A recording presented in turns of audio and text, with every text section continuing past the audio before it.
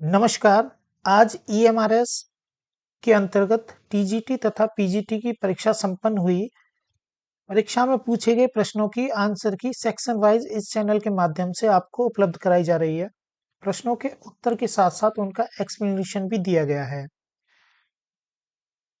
सबसे पहले हम भाषा के पाठ को करेंगे, तो चलिए शुरू करते हैं।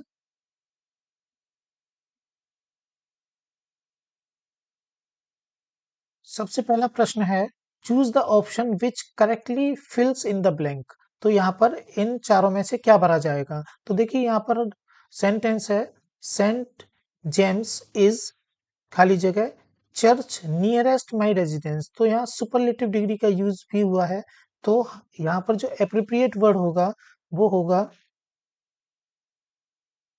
द।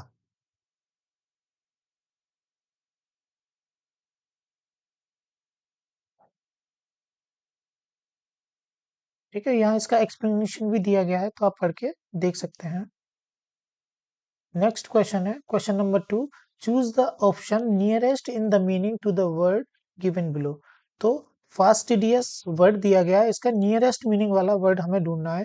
तो इसका जो नियरेस्ट मीनिंग का वर्ड होता है वो है मेटिकुलस। इन दोनों का ही मतलब होता है दुर्भावना, या फिर दुराराध्य भी बोलते हैं, नचड़ा भी बोलते हैं। ठीक है, अगला क्वेश्चन है question number 3, identify the clause of underlined part of the following sentence. देखिए सेंटेंस है, that he would score a century is almost certain.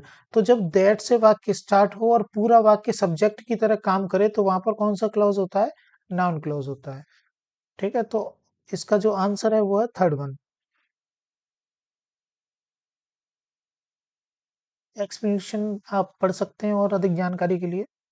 Question number 4, choose the option in which voice in the given sentence has been correctly changed. तो sentence है, I gave you a pen last year.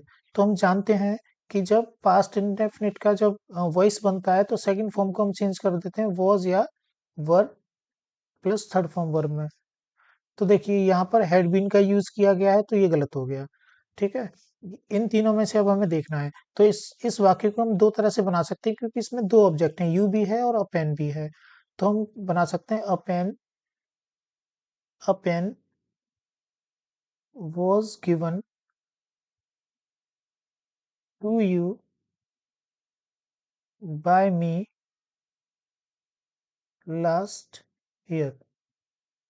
ठीक है, ये है। तो ये इसमें ये वाक्य तो हमारा सही बना है, लेकिन यहाँ पे बाय मी का लोप कर दिया गया है, यानी कि आई को जब हम पीछे लाएंगे तो क्या हो जाएगा? बाय मी। तो ये यहाँ पर नहीं दिया गया है, इसलिए ये अप्रोप्रिएट नहीं है। इसके अलावा ये करेक्ट है लेकिन अप्रोप्रिएट नहीं है। अगला वाक्य देखिए, ये तो गलत हो ही गया। Last year a pen was given to you.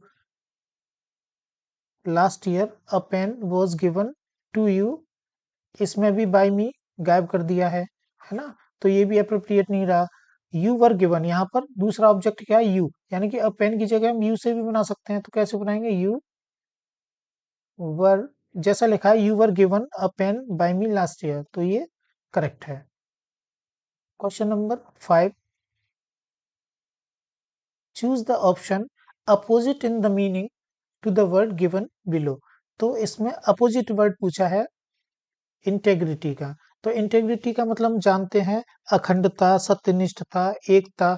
और इसका जो अपोजिट वर्ड होगा वो होगा फ्रिजिलिटी। ये हमारा आंसर है। Question number 6, choose the option in which the following jumbled groups of words can be correctly rearrange to form a meaningful sentence. तो देखिए इसका यहाँ एक्सप्लेनेशन में से देख लेते हैं। The jumbled part can be arranged into the meaningful sentence as the present warning is mild contrasted with what he received last year। तो इसका जो सीक्वेंस है वो तीसरा वाला सही होगा।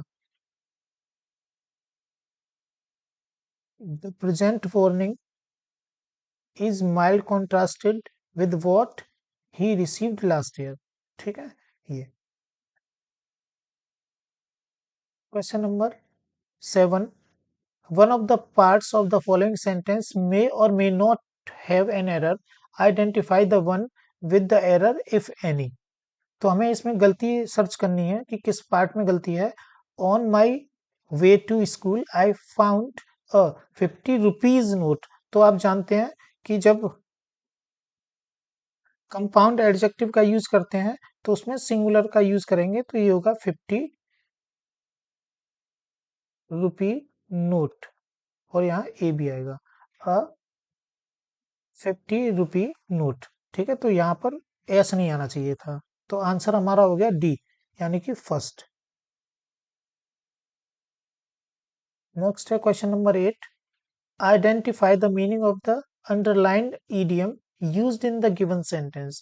तो on the way, on the way we had lunch of a kind.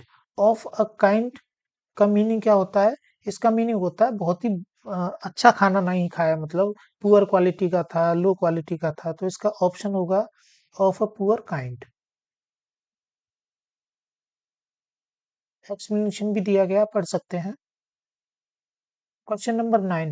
Identify the part of speech of the underlined word in the following sentence. Kamla was all alone when I saw her. तो यहाँ पर पूछ रहा है कि all alone जो word है वो कौन सा पार्ट ऑफ स्पीच है. तो देखिए, हम जानते हैं कि all जो वर्ड है वो प्रोनाउन होता और एडजेक्टिव भी होता है ना. तो यहाँ पर अब यहाँ पर ये क्या है, ऑल एलोन. यहाँ पर ये एडजेक्टिव की तरह काम कर रहा है ना. तो यहाँ पर इसका जो आंसर है वो क्या होगा, एडजेक्टिव, क्योंकि ये किसको मॉडिफाई कर रहा है, कमला को. Kamala was all alone when I show her. ठीक है. Question number 10. Choose the option which correctly fills in the blank.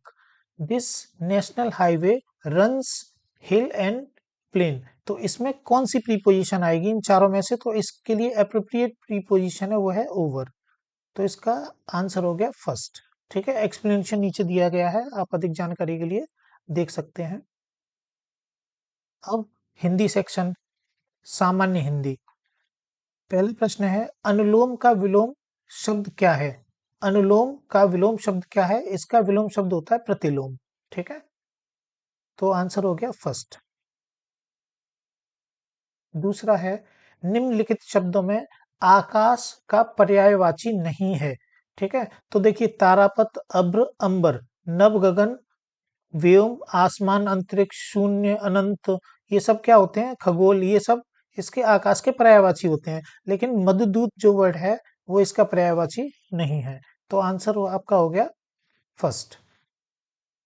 वीरोचित का संधि विच्छेद क्या होगा? वीरोचित का संधि विच्छेद होता है वीर उचित. यहाँ पर क्या होता है, अ और उ को मिलाकर ओ बन जाता है, ओ. ठीक है, तो इसका आंसर होगा फर्स्ट. चौथा प्रश्न है, वर्तनी की दृष्टि से निम्नलिखित में से कौन सा शुद्ध शुद्ध है? तो शुद्ध शब्द है वध वधुत्सव. ठीक है, इसमें उ और छोटे ऊ की मात्रा बन के बड़ा ऊ बन जाती है ना, वधुत्सव.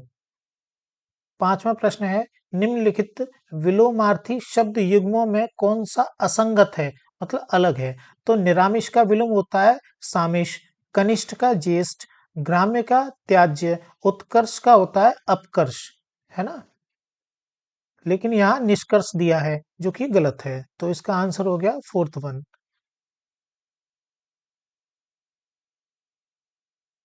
सातवां प्रश्न है, बयार किसका पर्यायवाची है? बयार, गांव में बोलते हैं बयार ठीक से नहीं चल रही है. बयार मतलब हवा. तो हवा या वायु, पवन, समीर, वात, अनिल, मारुत. ठीक है, ये सब क्या है, ये हवा के पर्यायवाची हैं. तो बयार का पर्यायवाची कौन सा है? पवन. ये इसका आंसर हो गया. सातवां, विद्या सागर का सामासिक विग्रह है. तो विद्या का सागर होता है. ठीक है, इसका जो आंसर है वो फर्स्ट होगा. जो व्याकरण को जानता हो वाक्यांश के लिए एक शब्द है व्याकरण. व्याकरण, इसका फोर्थ वन होगा. 9वां प्रश्न है, शब्द वाग जाल का संधि विच्छेद है, तो इसका संधि विच्छेद है वाक प्लस जाल, यानी कि तीसरा। एक्सप्लेनेशन के लिए आप इसको पढ़ सकते हैं सही से कि ऐसा क्यों है। 20वां प्रश्न है, बैल न कूदे कूदे तंगी, कहावत का अर्थ क्या है? स्वामी के बल पर सेवक का साहस। ठीक है, ये हो गया फर्स्ट, इसका आंसर है। एक्सप्लेनेशन के लिए आप पढ़ सकते हैं। चलिए, थैंक यू वेरी मच। अब अगला पार्ट हम जल्दी अपलोड करेंगे।